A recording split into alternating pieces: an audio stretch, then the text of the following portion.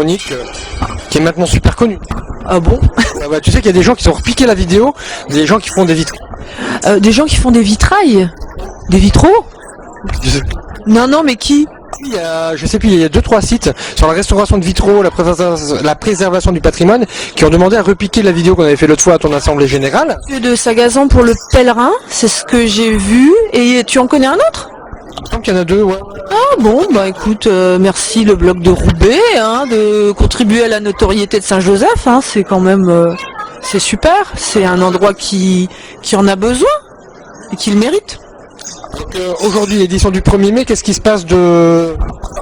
Le festival du 1er mai, comme depuis maintenant, justement, je me rappelais plus si c'était il y a 3 ou 4 ans, mais ouais, c'est la 4e édition du festival du 1er mai, donc autour du travail.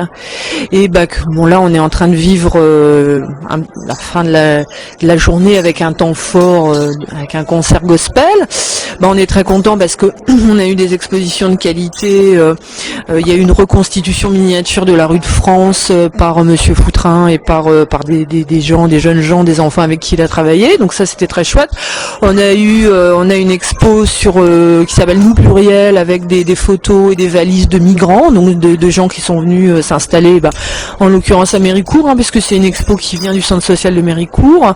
Et on vient d'avoir la conférence de Maître Brouard, sur la technique du vitrail. Donc ça, c'est aussi très très intéressant parce que on a profité de la dépose express des vitraux qui a eu lieu en début d'année, comme tu le sais, suite à la tempête, pour exposer un des vitraux.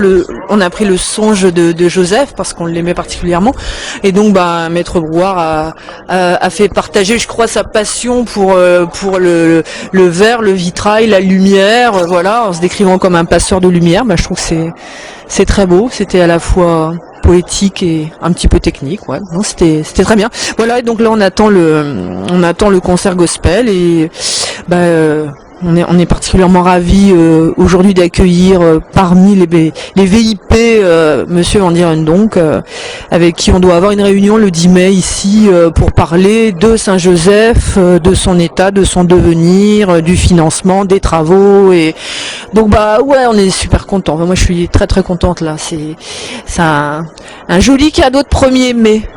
L'évêque de Lille aussi. Oui, Monseigneur de Foix, voilà. Donc c'est vrai que on est dans un lieu qui réunit, et je crois que c'est ce que on peut lui souhaiter de mieux. Voilà, mon cher. Merci. À la prochaine édition.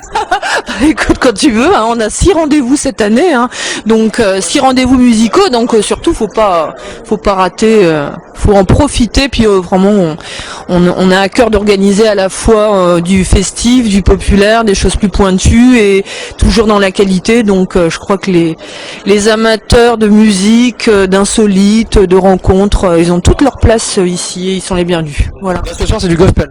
Ouais, c'est du gospel, le retour du gospel à Saint-Joseph. On croit savoir que ça plaît pas mal, donc voilà, c'est tellement joyeux que pour terminer le 1er mai, ça nous paraissait tout à fait approprié. Voilà. Merci bien. Y a pas de quoi.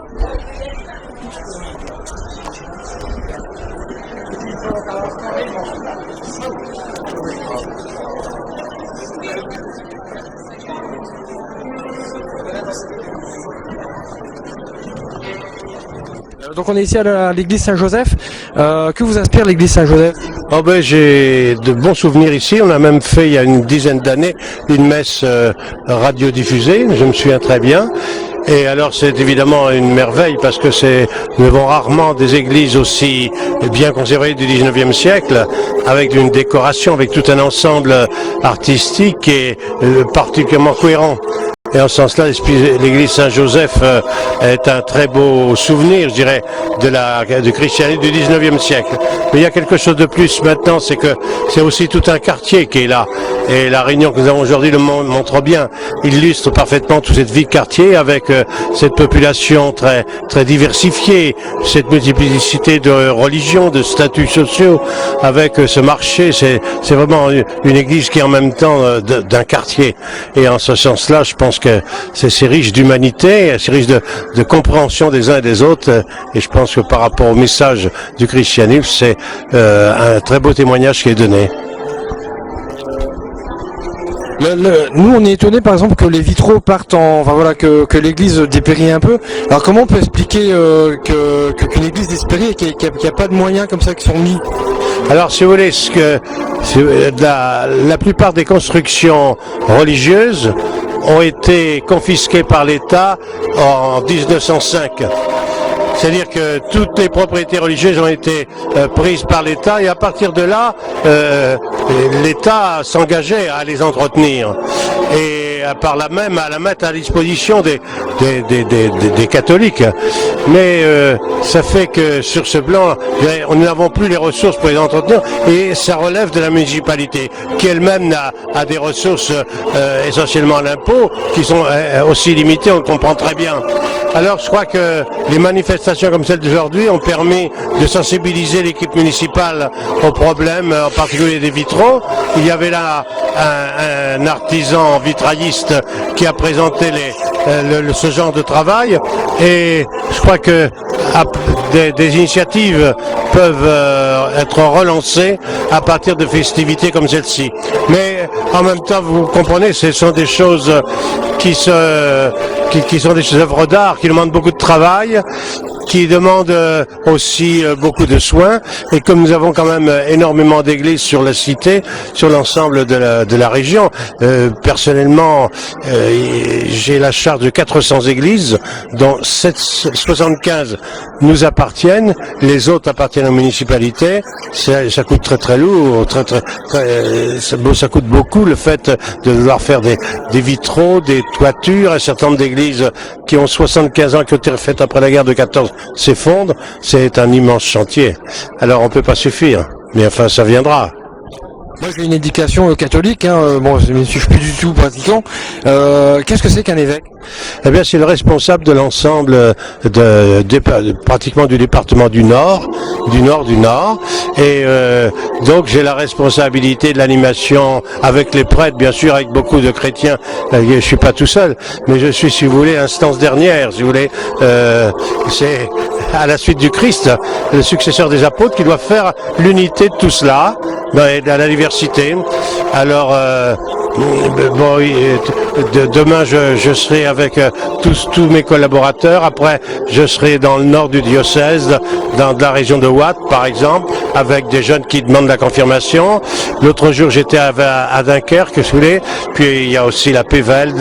Donc je vais d'un coin à l'autre visiter les communautés de chrétiens, les paroisses. Sinon, vous avez un poste décisionnaire? Pardon? C'est un poste décisionnaire? Vous prenez des décisions? Ben oui, forcément. Mais vous savez, les décisions intelligentes, c'est celles qu'on prend avec les autres. C'est pas celles qu'on prend tout seul. Par exemple, quelle décision? Eh bien, ça peut être par exemple la répartition des finances que nous avons, ça peut être la nomination d'un certain nombre de personnes, comment dirais-je, dans les diverses responsabilités. Ça peut être, je ne sais pas, prochainement le curé de cette région va partir à sa retraite, a souhaité prendre sa retraite. Alors, c'est moi qui, avec d'autres, encore une fois, essaie de lui trouver un remplaçant et de penser ce que sera l'avenir religieux de ce secteur. C'est aussi, je sais pas, par exemple, on a fait un rassemblement de l'ensemble des mouvements chrétiens le 1er avril. Eh bien, si vous voulez, c'est sous mon impulsion. Mais ça, je vous dis encore une fois, c'est pas, on n'est pas un chef isolé. Il s'agit de travailler avec d'autres. Merci. À votre service. Bientôt. À bientôt. On m'a demandé les personnages d'une crèche pour le 1er mai, mais sur le thème du travail et de la précarité. Or, le travail, les personnages d'une crèche, ça ne va pas pour le 1er mai. Je suis donc venu à Roubaix, j'ai fait des photos de la ville, travail et précarité. Et il y a quelques personnages de la crèche, c'est-à-dire les scènes de la vie courante, les petits garçons qui jouent au ballon, les filles qui sautent à la corde, les jeunes qui dépannent un homme en voiture. Mais j'ai complété par la scène du marché, parce que c'est une réalité de la vie d'ici, du quartier, où il y a beaucoup de monde, et puis des gens de tous les pays.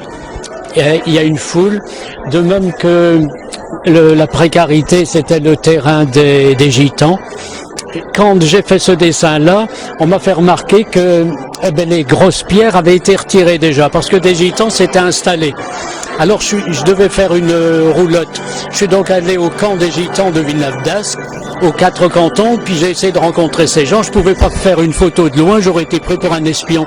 Donc je me suis fait connaître, puis j'ai été très bien accueilli. Il y avait Robert, qui est le grand-père, qui est dialysé, sa femme Louloudji, et puis ses enfants et beaux-enfants. Ils m'ont fait visiter leur roulotte, et puis bon, j'ai pu faire la roulotte et je leur ai montré que j'étais pas un espion, quoi. Hein, et puis j'ai pu savoir de quoi ils vivaient, quel était leur métier. Bon, en réalité, actuellement, ils font plus de rempaillage de chaises et ils ramassent de la ferraille. Ils m'ont dit discrètement, si tu as de la ferraille, si tu as des vieux frigos, tu penses à nous. Alors c'est ce qu'on a voulu représenter, le côté maison démolie, quartier pauvre, et puis alors la reconstruction avec des quartiers neufs. Et puis dans le quartier, il n'y a pas que la bouteille à moitié vide, il n'y a pas que la pauvreté, il y a la richesse qui est dans le cœur de tous les gens qui se dépannent, qui se rendent service. Accueilli donc dans le quartier avec parce qu'il y a des gens qui vous parlent, j'imagine les Roubaisiens sont étonnés par Je suis venu incognito le jour du marché, mais j'ai vu un gars qui était musulman, il m'a dit vous cherchez quelque chose, je lui ai dit oui je cherche quelque chose, je sais pas si je vais trouver, et il m'a demandé quoi, donc je suis passé de l'autre côté de son étal, il a dit qu'il était musulman, et puis j'ai été très bien accueilli, de même que lorsque je suis allé dans le camp des gitans, j'ai été très bien accueilli par les gens et j'ai fait connaissance du fils, de la belle-fille et puis des enfants. Et je suis retourné plusieurs fois. Bon, il fallait être sérieux, je pouvais pas aller les mains vides. J'avais des vieilles pompes en fonte et puis un vieux vélo, j'ai été leur donner parce que je suis pas celui qui dessine et qui fait des découpages en papier. On s'intéresse à la vie des gens. Bon, il faut être sérieux. Bon, je voulais participer à quelque chose de ce qu'était leur vie. C'est vraiment très joli et qu'est-ce qui vous a surpris par exemple dans le paysage roubaisien? Ben, la précarité, hein. Il y a certaines rues, je me suis demandé si j'étais pas à Tchernobyl ou bien dans un village où il y avait eu un tremblement de terre, parce qu'il y a des quartiers complètement abandonnés. Il y a les arbres, des petites rues, il y a les arbres qui poussent partout, et tout d'un coup, il y a un gars qui sort, il y a une maison habitée. Et comme là, par exemple, ben, cette maison où il y a la paravelle, elle est habitée. Parce que dimanche, j'ai vu les rideaux, la personne était levée, alors que d'autres jours, elle est baissée. Il y a quelqu'un qui habite. Je sais pas si on vous a dit, mais c'est une zone qui justement a amené à être démolie pour reconstruire tout un quartier. Donc il y a encore, donc c'est des procédures qui sont assez longues. Oui, oui, c'est ce qu'on m'a dit, mais ça traîne, il paraît. Il ne faut pas croire que tout Roubaix est comme ça. Non, moi je connaissais Roubaix depuis combien 30 ans et plus, mais le côté Roubaix Grand Place, j'allais chez Dolmery autrefois, mais je connaissais pas ici, j'ai découvert ça, et en venant par l'autoroute, par la voie rapide, on ne découvre pas, c'est en venant par les rues de la ville qu'on découvre ça. Et ceux qui sont intéressés par votre œuvre, ils vous trouvent comment? Ben, il y a qu'un foutrin, ils sont rares et ils se reproduisent pas. Vous avez un atelier? Non, pas ouvert. Je suis prêtre et j'accompagne des handicapés. Je fais de la catéchèse dans les établissements handicapés. Mais j'ai un atelier de terre céramique avec des filles d'un foyer occupationnel. Dans l'annuaire téléphonique, il n'y a qu'un foutrin. F-O-U-T-R-E-I-N. Et il n'y en a qu'un. Mais non, je n'ai pas d'atelier, non. Merci bien. Donc c'est quoi une animatrice en pastorale? Une animatrice en pastorale, eh bien c'est quelqu'un qui est chargé de la catéchèse des enfants, mais surtout de la formation des catéchistes, mais aussi de tout ce qui se vit dans une paroisse un petit peu. Hein, on aide en bas à tout, et surtout être près du terrain et être proche des gens. Le terrain de proximité, faire la proximité.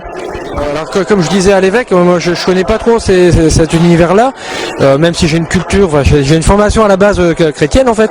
Moi je pensais que c'était qu'une église, c'était géré que par des religieux. Vous êtes religieuse? Ah non, je suis pas religieuse du tout, je suis mariée, j'ai 3 enfants et 6 petits-enfants. Alors je suis pas du tout religieuse, je suis une grand-mère. Pourtant vous avez un poste d'animation de l'église. Oui, je suis animatrice depuis déjà 16 ans dans l'église. Concrètement, par exemple, vous faites... Concrètement, ce que je fais, eh bien, je fais la préparation des baptêmes, je fais la préparation de la catéchèse, je fais aussi d'autres choses, c'est-à-dire qu'il y a des réunions, il y a un tas de choses qui se fait en secteur, Et puis aussi, eh bien, comme aujourd'hui, voilà, le patrimoine, il est en valeur. On a la chance d'avoir une église qui est classée patrimoine historique. Et je fais partie de la pastorale du tourisme. Dans l'église, ça existe. Et le tourisme à Roubaix, ça existe aussi. Et la pastorale du tourisme, eh bien, c'est l'annonce, c'est une première annonce de l'évangile pour les gens qui viennent visiter l'église en leur expliquant ce que sont les vitraux, ce que veut dire tel ou tel vitrail, ce que veut dire telle ou telle fresque. Et puis voilà, c'est ça. On fait découvrir l'église par les yeux. Il y a forcément un intérêt de la religion. Oui, il y a l'intérêt de la religion qui fait découvrir que la religion, elle avance, elle change, elle est comme la société, elle bouge, elle se modernise. Et puis aujourd'hui, eh bien, la religion, peut-être qu'on est une minorité dans un quartier, mais pourtant on est bien vivant, on est bien là, et puis on vit des choses extraordinaires comme aujourd'hui. Donc alors aujourd'hui, c'est parce que... Alors aujourd'hui, c'est le festival de Saint-Joseph. Le festival de Saint-Joseph, Joseph est le patron des travailleurs et aujourd'hui on le fête. Voilà, c'est le 1er mai, donc on le fête. Et puis, eh bien, il y a plein de manifestations dans l'église, il y a des expositions, il y a des chants, il y a un gospel, il y a une exposition sur les migrants, il y a les valises des migrants qui est quelque chose de très intéressant. Et puis il y a l'exposition du travail dans mon quartier, dans le quartier d'Alma, qui est une exposition faite par le père Foutrin où avec des personnages, on découvre des métiers. Un petit peu intéressant. Voilà. C'est extraordinaire.